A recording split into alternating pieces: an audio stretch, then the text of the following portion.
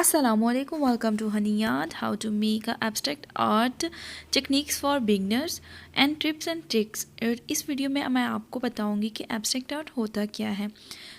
Actually ये ऐसा art है कि इसको समझने के लिए फुल क्लियरिटी नहीं दी जाती कि आपको समझ आ सके कि ये क्या बना हुआ है या किस तरह से ये आर्ट शो कर रहा है। इसके अंदर थोड़ा सा समझना पड़ता है, फील करना पड़ता है, फिर आपको पता चलता है कि ये एब्स्ट्रैक्ट आर्ट ये हमें बता रहा है इस आर्ट में।